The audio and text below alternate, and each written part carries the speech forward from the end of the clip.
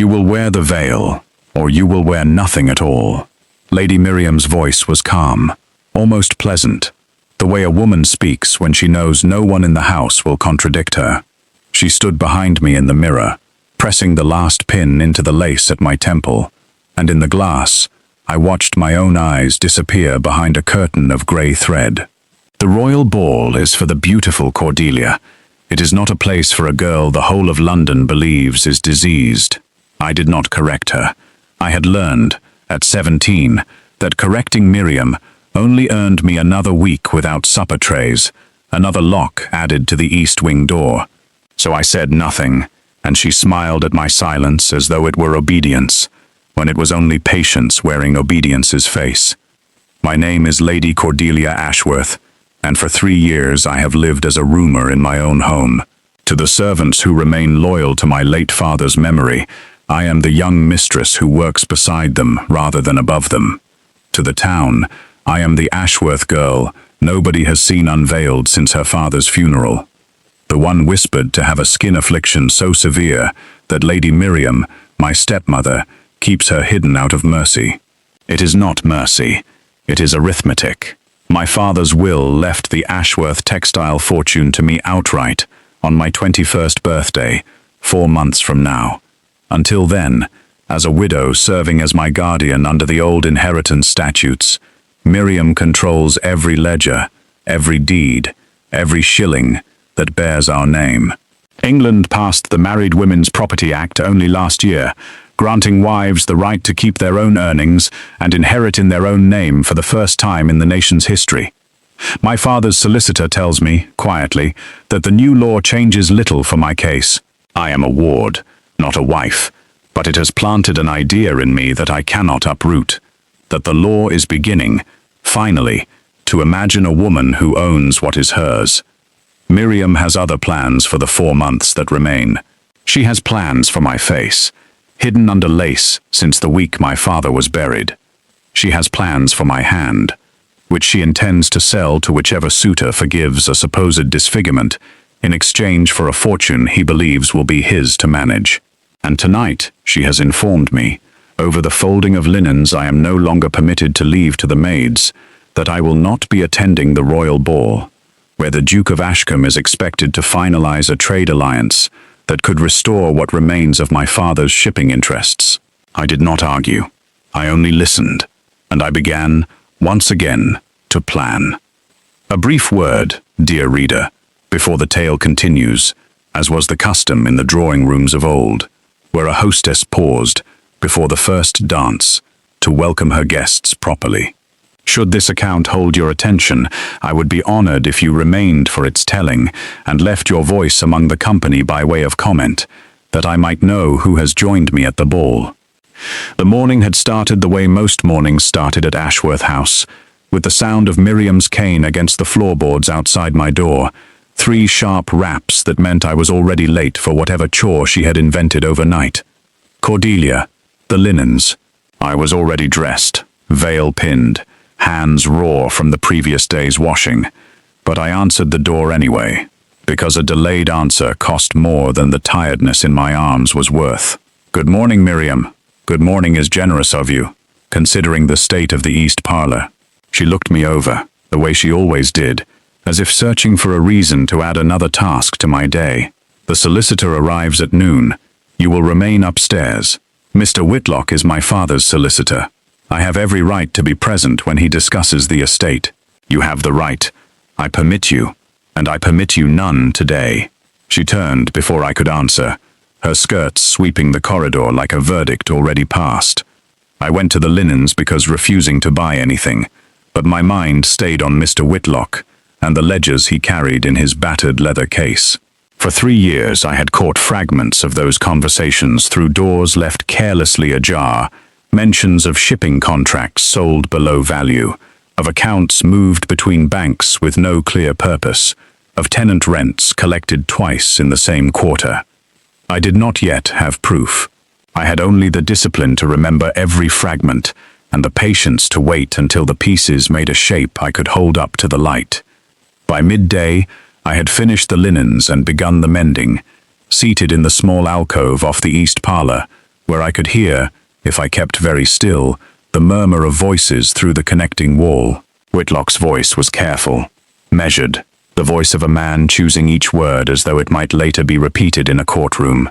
Lady Miriam, the act passed last year does not extend guardianship rights, but it does entitle Miss Ashworth, upon her majority, to inherit and hold property entirely in her own name, without transfer to a husband or trustee. I would advise the household accounts be brought current before that date. The accounts are current, Mr. Whitlock. I would not have you question my stewardship of my late husband's estate. I do not question it. I recorded it. There is a difference, and the difference will matter in 4 months' time. A pause. Then Miriam's voice, lower, almost warm, the tone she used when she wanted something, rather than when she was owed something. The girl is unwell, Mr. Whitlock. Her condition worsens by the season. It would not surprise me if she required a guardian well past her 21st year. I set down my needle. My hands did not shake, but something in my chest went very still and very cold, the way water goes before it freezes. I was under the impression, Whitlock said carefully, that Miss Ashworth's condition was a matter of appearance rather than capacity. Appearance affects capacity, in society's eyes if nowhere else. You have seen the veil. I have seen the veil.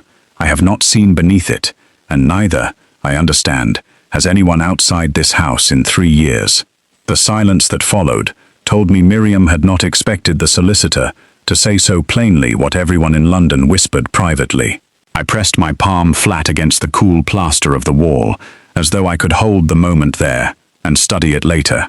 That evening, Miriam summoned me to the drawing room, where a letter sat open on the table between us, its wax seal broken, its ribbon the deep blue of the royal household. An invitation, my name, and my father's name beside it, in a clerk's formal hand. The palace has invited the Ashworth family to the royal ball, Miriam said, folding the letter closed before I could read the whole of it. Ophelia and Prudence will attend, of course. You will not. I am named on the invitation. You are named because your father's title still carries weight. God rest him. But weight is not welcome, Cordelia, and a veiled girl at the season's finest ball would embarrass this family beyond repair. You understand? I did not say that I understood. I said, "May I see the letter?" "No," Miriam said, and placed it in the locked drawer of her writing desk, the same drawer where I suspected the household ledgers spent their nights. "Go and see that your sister's gowns are pressed by morning. It is the least you can offer them, since you will not be needing one yourself." I curtsied, because refusing bought nothing, and I left the room with my eyes down, and my mind already 3 steps ahead, counting the days until the Duke of Ashcombe's visit, which Whitlock had mentioned only once, in passing, as though it were a small thing, rather than the first thread I had found in 3 years that might, if I pulled it carefully enough, unravel the whole of Miriam's careful lie. The Duke of Ashcombe arrived on a Tuesday. In a carriage, bearing a crest I recognized from my father's old correspondence, a hawk in flight over a field of wheat, the mark of a house that had built its fortune on trade rather than inherited land, much as my own father had. I was not meant to be seen. Miriam had arranged for me to remain in the servants' passage that connected the kitchen to the side stair, carrying a tray of tea things toward the study where the meeting would be held. My instructions clear. Deliver the tray, curtsy, leave, be neither seen nor heard beyond the necessity of the task. I nearly managed it. The study door was ajar when I arrived, and through the gap I saw him before he saw me, a tall man with dark hair, swept back from a face that held more calculation than warmth, seated across from Miriam, with a folder of papers between them that he had not yet opened. He looked, I thought, like a man accustomed to reading rooms before he read documents. "The tea, my lady," I said, setting the tray on the side table nearest the door, keeping my eyes low, my veil undisturbed. "Thank you, Cordelia. That will be all." I turned to go. It was the Duke who spoke, and his voice stopped me before I reached the door. "Forgive me," he said, "but is this not the Ashworth shipping ledger open on your desk, Lady Miriam?" I glanced back, unable to help myself. He had turned one of the papers toward the light, and I recognized the columns even upside down, the same figures I had glimpsed through the parlor wall, the same discrepancies I had spent 3 years memorizing in fragments. "A small matter of accounting," Miriam said smoothly, reaching to turn the page back. "Of no relevance to our arrangement. Everything is of relevance when I am asked to invest £40,000 in a shipping concern," the Duke said, and though his tone remained pleasant, something in it had sharpened, the way a blade sharpens without changing its shape. "I find figures reveal a great deal when a man takes the trouble to add them correctly." Miriam's smile did not falter, but her hand, I noticed, closed the folder with more force than the gesture required. "You will find our books entirely in order, Your Grace. I am certain I shall," he said, and then, to my astonishment, he turned toward me, still standing near the door, with the empty tray forgotten in my hands. "Miss Ashworth, is it? I understand you assist with the household accounts." "I assist with the linens, Your Grace," I said, choosing the words carefully, giving Miriam nothing to correct, and the Duke, perhaps, something to notice. "A pity. You have the look of someone who notices figures." "That will be all, Cordelia," Miriam said again, her voice tight now beneath its politeness, and I curtsied and left, my heart beating faster than the moment should have warranted, because in the 3 seconds our eyes had met through the veil's grey lace, I had seen something in his expression that was not pity, and was not curiosity, in the way London's curiosity usually looked at me. It was closer to recognition, as though he had been looking for someone, and had, without quite meaning to, found her carrying a tea tray in a servant's passage. I did not know, that afternoon, that the Duke of Ashcombe had spent 11 months searching for proof that Miriam Ashworth had defrauded her late husband's estate, nor that he had accepted this meeting not to discuss shipping contracts at all, but to see for himself whether the rumors of a veiled, imprisoned stepdaughter held any truth. I knew only that for the first time since my father's funeral, someone outside these walls had looked at me and seen a person rather than a scandal to be managed. It was not much, but it was a beginning, and I had learned to build entire strategies from far less. 3 nights after the Duke's visit, a note arrived for me through a channel Miriam did not control, folded into the pocket of an apron returned by the laundress. In handwriting, I did not recognize, but a seal I did. The hawk over wheat, pressed small enough to hide beneath a thumb. "The garden library. Midnight. If you are the young woman I believe you to be. A." I sat with the note for a long while, before I burned it in my candle flame, watching the wax seal curl and blacken. Meeting a duke alone, at midnight, unchaperoned, was the sort of decision that could end a reputation entirely, if I still possessed one to end. But I had spent 3 years collecting fragments with nowhere to spend them, and here, finally, was someone who might listen to the whole account rather than the rumor. The garden library sat at the edge of the Ashworth grounds, a small stone building my father had used for correspondence he did not wish to read by household eyes, its lock long since broken by my own hand 2 winters ago. I arrived first, and the Duke arrived 7 minutes later, without a footman, without a lantern, dressed plainly enough that a passing eye might mistake him for a gentleman farmer rather than a peer of the realm. "You came," he said, and there was something almost relieved in it. "You wrote as though you already knew I would." I hoped. I did not know. He gestured to the 2 chairs beside the cold hearth, and we sat, the small distance between us feeling larger than it was, the way distance always feels larger between 2 people who have decided to trust each other before they have decided anything else. "Miss Ashworth, I will be direct, because I think you would prefer it. I have spent nearly a year investigating your late father's shipping contracts on behalf of 3 other trading houses who believe they were defrauded by the woman managing his estate. I did not come to Ashworth House for an alliance. I came to see whether the rumors about you were true. And what have you found, Your Grace? That the rumors are a lie, built by a woman who needed the world to stop looking at you closely enough to ask questions. I do not yet know what she is hiding beneath the lie, I suspect you do. I removed my veil. It was not a grand gesture. I did the same each night, in the privacy of my own room, and had done since the week Miriam first pinned the lace to my hair and informed the household of my supposed affliction. But I had not done it in front of another living soul in 3 years, and the air of the library suddenly felt very cold against a face that had spent so long in the shadows. The Duke did not flinch, did not gasp, did not perform the shock I had half expected. He only looked, steadily, at the pale gold birthmark that curved along my left cheekbone like a crescent moon, and after a long moment he said, quietly, "I have seen that mark before.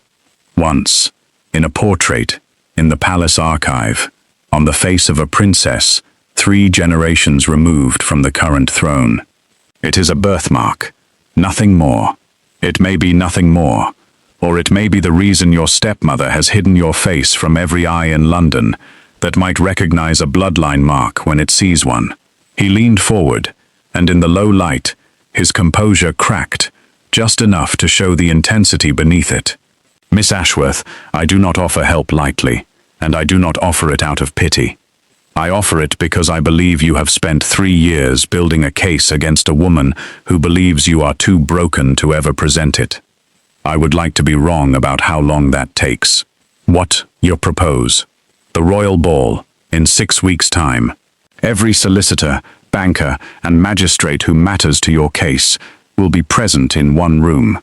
If you can bring proof of the fraud, and if you can be truly seen, unveiled, by the court, Lady Miriam's lie collapses in a single evening, in front of witnesses who cannot be bribed into silence afterward.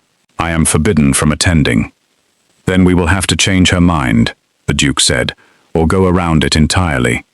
For the first time since my father's death, I laughed, not loudly, and not for long, but genuinely, and the sound surprised me as much as it seemed to surprise him.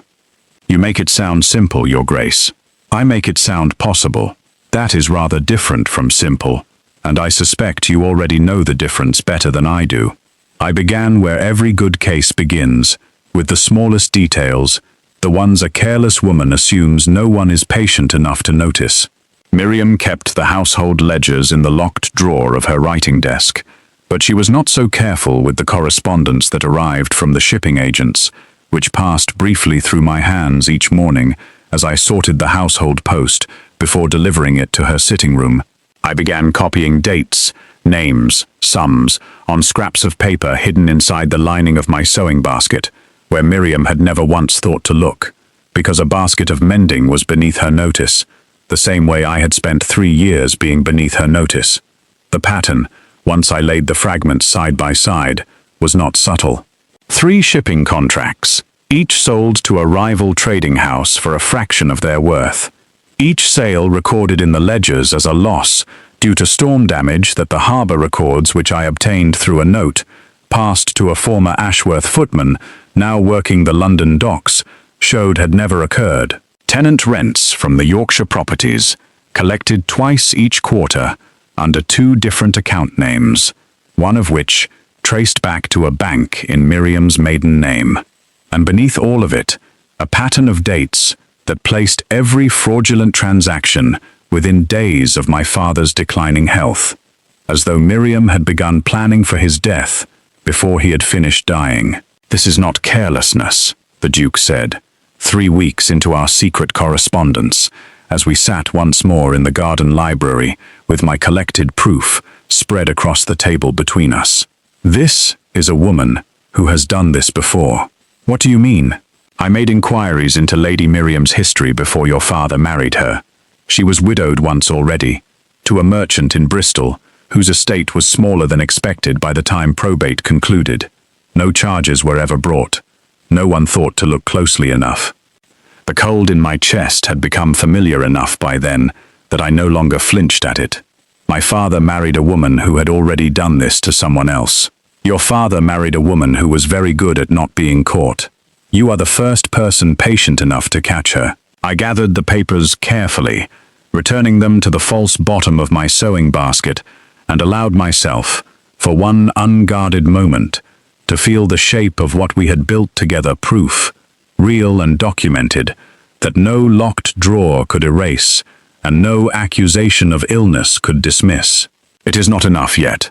I need the original shipping contracts, the ones with my father's signature, to prove the sale prices were falsified against his intent. Miriam keeps those in the estate strongbox, and the strongbox travels with her to London for the season.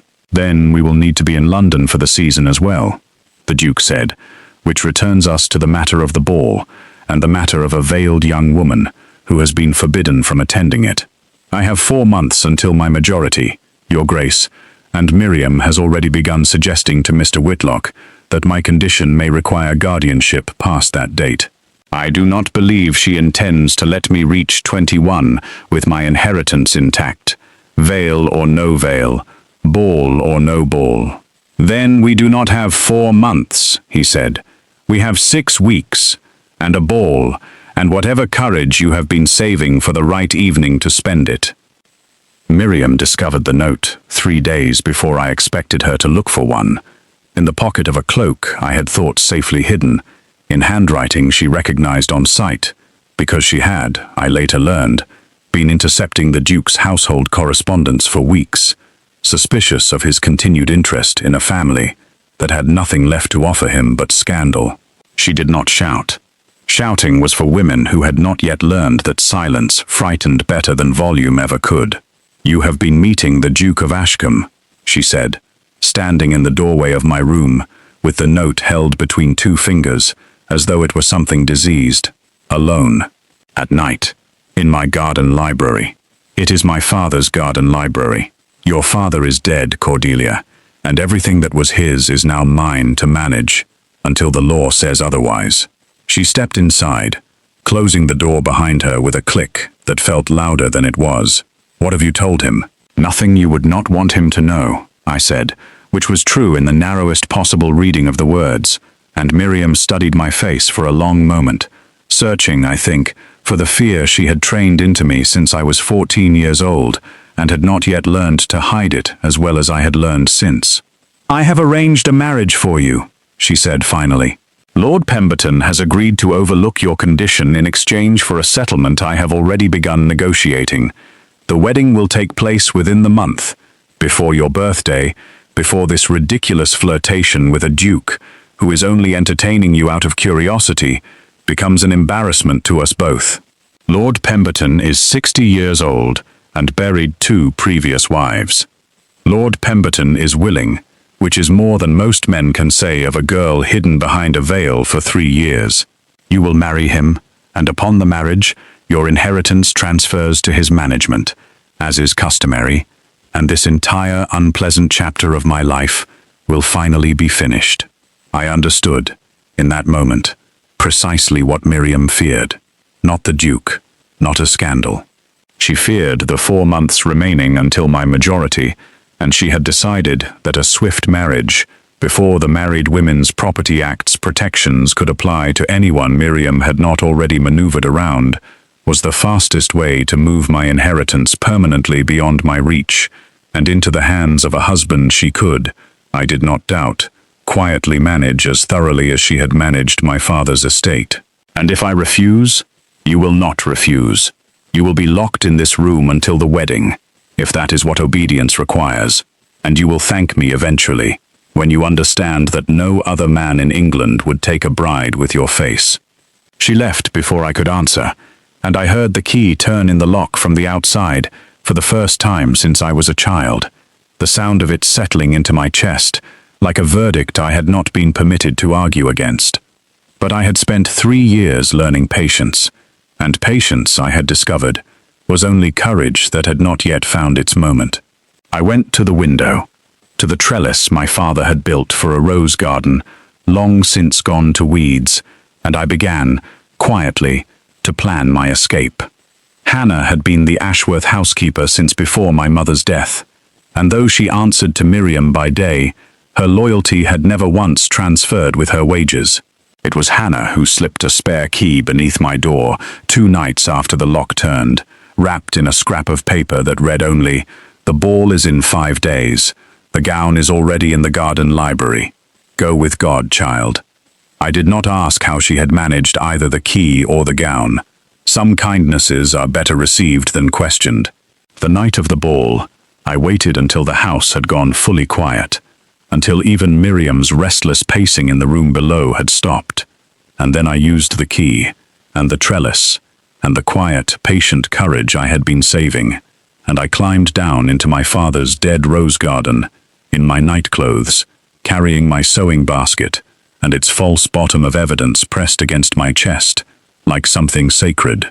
The gown Hannah had hidden in the garden library was a deep, vivid blue, the kind of blue I had not worn since before my father's funeral, and I dressed quickly in the cold stone room by the light of a single candle, my hands steadier than I expected them to be. The veil I kept.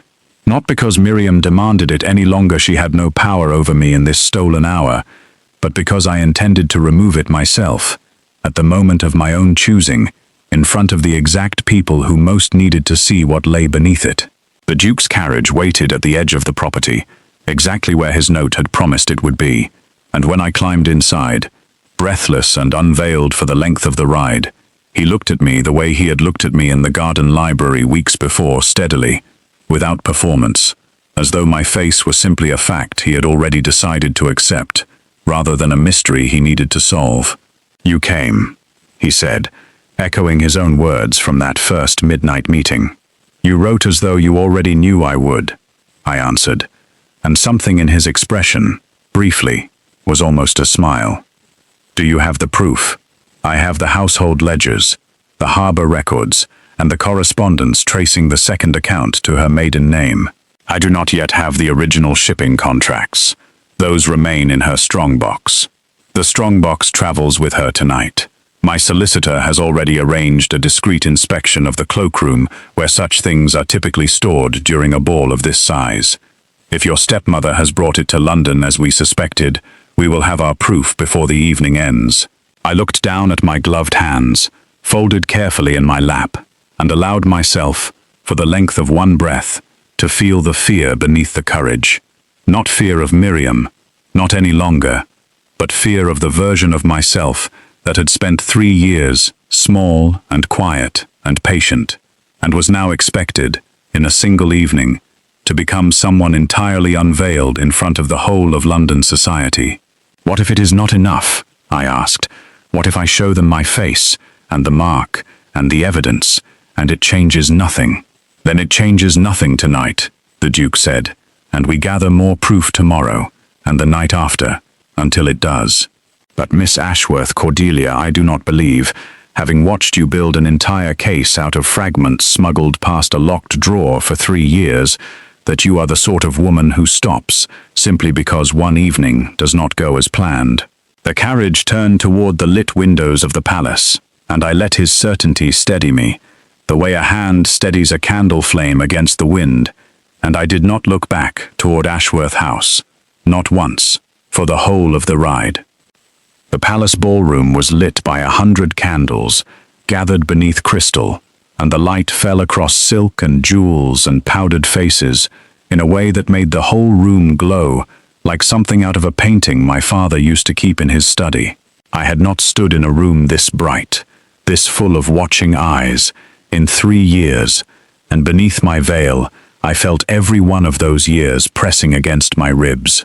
"Lady Cordelia Ashworth," the herald announced at the top of the stair, and the murmur that moved through the room was immediately the veiled girl, the recluse, the rumor made suddenly, impossibly present.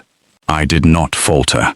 I had promised myself, in the carriage, that I would not falter, and I descended the stairs with my chin level and my sewing basket's precious contents transferred, for the evening, into a small beaded reticule that hung from my wrist like the most ordinary thing in the world. The Duke met me at the bottom of the stairs, offering his arm with a formality that drew every eye in the room, and gave none of them anything solid to whisper about, beyond the fact of my arrival itself. "They are staring," I murmured. "Let them. Staring is not the same as knowing, and by the end of this evening, they will know a great deal more than they expected to."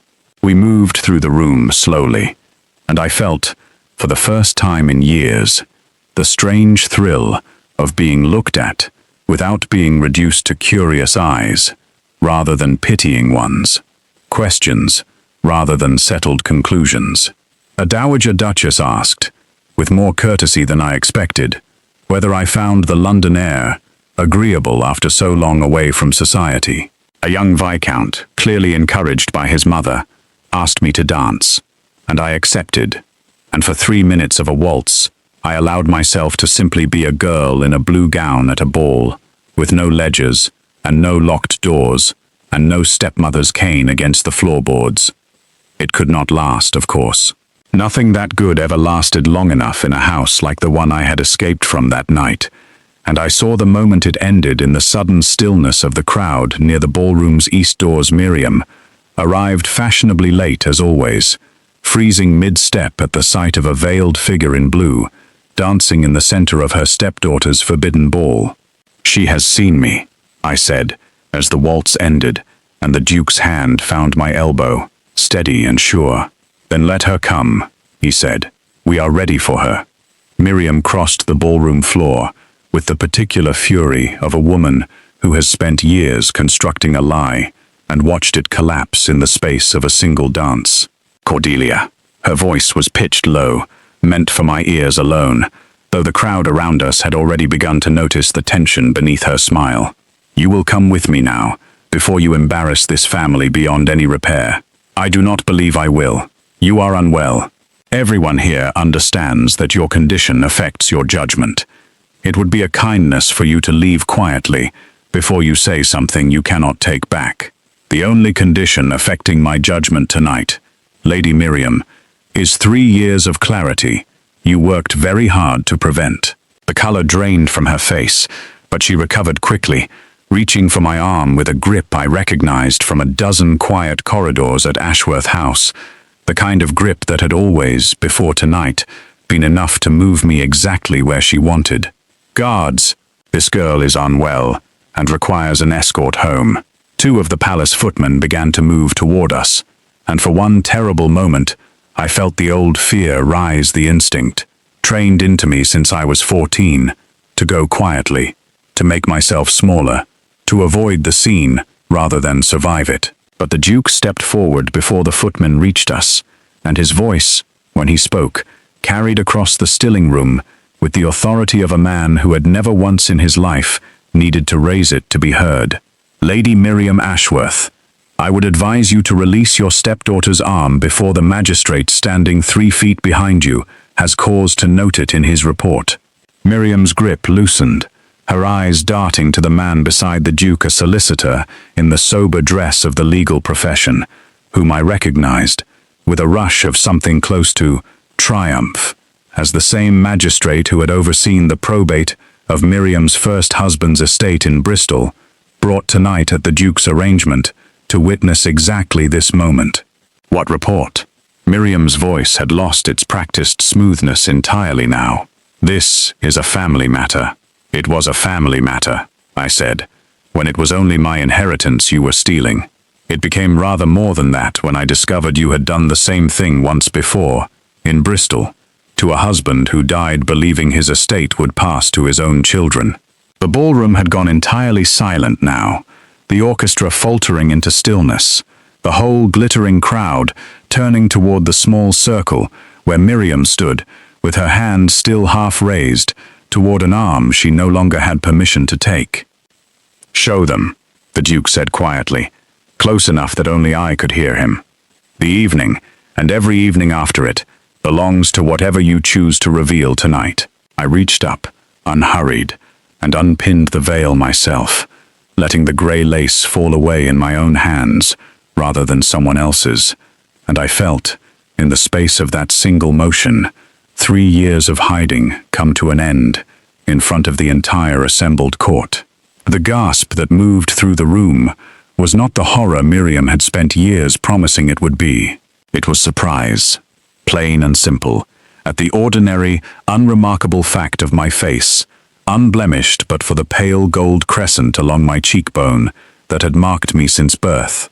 A birthmark, and nothing more, except that an elderly duchess near the front of the crowd pressed a hand to her mouth, and whispered, loud enough to carry, the Aldermont mark. I have not seen it since the old Queen's cousin wore it, God rest her.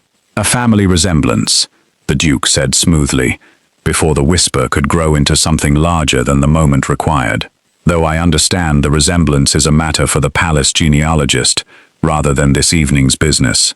Tonight's business, Lady Miriam, concerns rather more recent history. I withdrew the papers from my reticule, the ledgers, the harbour records, the correspondence tracing the second account, and handed them not to Miriam, who reached for them with a desperation she could no longer disguise, but to the magistrate beside the Duke, who accepted them with the careful hands of a man who had waited a long while for exactly this evidence.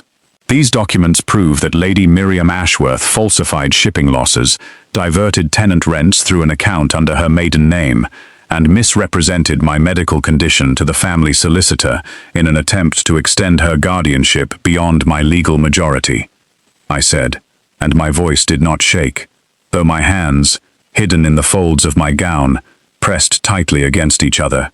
I believe the magistrate will also find these methods familiar from a previous estate in Bristol. This is fabrication, Miriam said, but the words had no strength left in them, and the crowd around her, which had spent 3 years accepting her account of a hidden, afflicted stepdaughter, was already beginning to see the shape of the truth beneath the lie, the way a room brightens all at once when a curtain is finally drawn back. It is documentation, Lady Miriam, the magistrate said, and I believe we shall discuss it further at Bow Street, rather than at a ball. They led her from the ballroom quietly. In the end, no dramatic scene, no raised voices, only the particular, final silence of a woman who had spent years building a lie, loud enough to fill a house, and found it could not survive one honest evening, in front of witnesses who had finally been given the chance to look closely. I did not feel triumph, watching her go. I felt something quieter and more lasting, the simple, settling relief of a door finally unlocked from the inside. The weeks that followed moved faster than the 3 years that preceded them. Lady Miriam was tried at the Bristol Assizes for the fraud committed against her first husband's estate, and, separately, before the Ashworth family solicitors for the mismanagement of my father's. And though she was not imprisoned, the courts of that era were gentler with women of her station than the crime perhaps deserved. She lost every shilling she had stolen, every property she had claimed, and every door in London society that had once opened for her. She wrote to me twice, from a small house in the north her remaining family arranged for her, asking for reconciliation. I did not answer either letter. Some doors, once closed properly, are meant to stay that way. My inheritance transferred to my own name on the morning of my 21st birthday, in full, under the protections the new property law had only begun to offer women like me, and Mr. Whitlock, reading the transfer aloud in my father's old study, allowed himself a rare smile at the final line of the document, which named me sole owner of the Ashworth estate, its shipping interests, and its restored good name. The Duke of Ashcombe Gideon, as I had finally been permitted to call him, somewhere between the magistrate's questions and the long carriage ride home from the ball, remained a constant presence through those weeks, not managing my affairs, which I had made clear I intended to manage myself, but simply present, in the way a person is present when they have decided, quietly and without announcement, that they intend to stay. You do not need a husband to secure your inheritance, he said one evening, in the same garden library where our whole partnership had begun. The roses my father had once planted, now trimmed and returning slowly to life under my own patient care. The law finally allows you to keep it entirely your own, whatever you choose to do next. I am aware, Your Grace. Then I am not proposing out of necessity, he said, and there was something almost nervous beneath the usual calculation in his voice, a rare, unguarded thing I found I rather liked seeing there. I am proposing because I would like to spend considerably more evenings in this library than the arrangement of our partnership strictly requires. I set down the ledger I had been reviewing my own now, in my own hand, answering to no one, and crossed the small space between us. And when he kissed me, There in the candlelight, among my father's returning roses, it was nothing like the fear I had carried for 3 years behind a veil. It was warm and unhurried and entirely of my own choosing, the way every part of my life had finally become. I did not marry Lord Pemberton, and I did not reconcile with the woman who had tried to steal my name along with my fortune.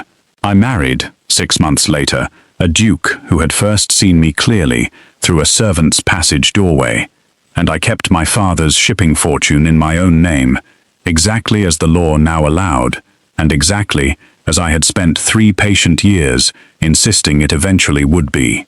The veil I kept folded in a drawer, not out of sentiment, but as a reminder of every quiet year I had survived before I finally, deliberately, chose to remove it myself.